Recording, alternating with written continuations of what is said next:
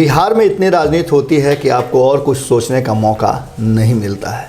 लगातार आप सुबह उठेंगे, चाय की दुकान पर पहुंचेंगे तो वहां राजनीतिक चर्चा, और रात में सोने से पहले जब आप घर में खाना खा करके टहलने का प्रयास कर रहे होंगे, उस समय भी राजनीतिक चर्चा आपको छोड़ेगी नहीं।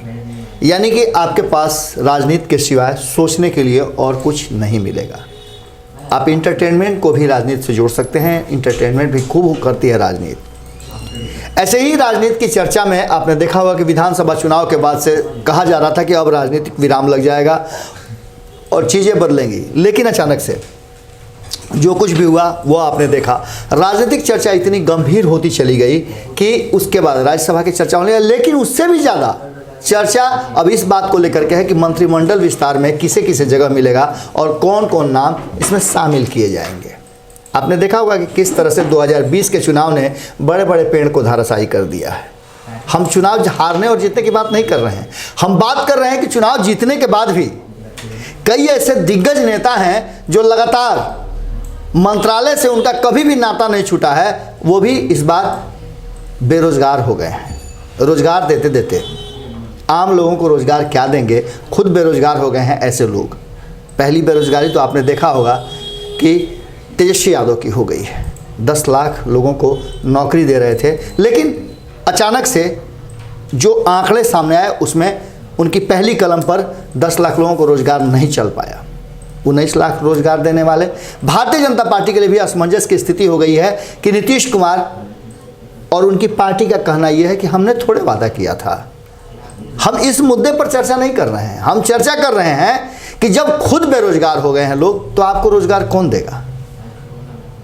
रोजगार देने वाले 2015 के बाद 2017 में जब एनडीए की सरकार बनी तब से लेकर के और इन 3-4 सालों के बीच में जो लोग बेरोजगार थे उन्हें फिर से 2017 में रोजगार मिल गया था, और 2013 में जो मंत्री थे लगभग सभी लोगों को मंत्रालय मिल गया था। नंदकिशोर यादव की बात कर लें, आप प्रेम कुमार की बात कर लें, ऐसे कई नेता थे, उन लोगों को रोजगार मिल गया था।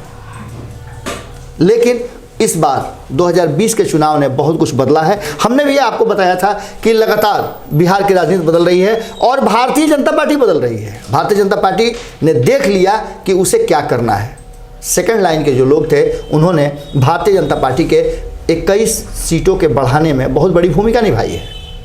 आपको पता होगा कि कई भारतीय जनता पार्टी के कद्दावर नेता एलजेपी से चुनाव लड़े थे और उन्होंने नीतीश कुमार को तो डैमेज कर दिया। खुद अपने भले सीट न लाए हों, लेकिन नीतीश कुमार को बुरी तरह से डैमेज कर दिया। उन लोगों को फिर से वापसी की तो तैयारी चल ही रही है।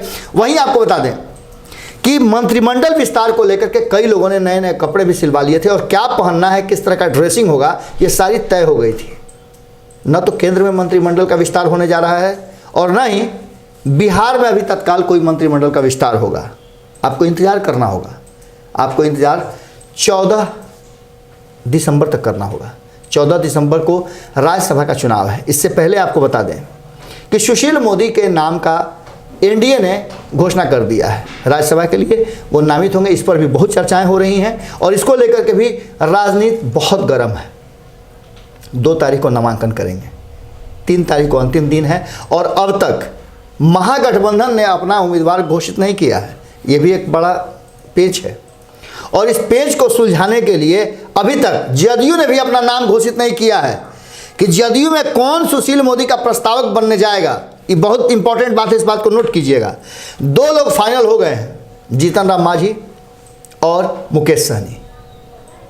भारतीय जनता पार्टी की तरफ से भी लोगों का नाम फाइनल हो गया है कि कौन कौन उनके नामांकन के समय आयुक्त कार्यालय में मौजूद रहेंगे। लेकिन जदयू की तरफ से अभी तक कोई नाम नहीं आया है। कहा जा रहा है कि जदयू में बहुत सारी बातें हुई थी, बहुत गुप्त बातें हैं जो आपको बताना भी है। विधानसभा चुनाव के समय में जब बैठक हो रही थी भारतीय जनता पार्टी के साथ, सीट शेयरिंग के फॉर्मूले को तय किया जा रहा था, तो जदयू के कई नेता गुस्से में उठ करके मीटिंग से निकल गए थे बाहर कि जो फैसला करना है कर लीजिए। बहुत दिनों तक वो चुनाव में भी नजर नहीं आए थे।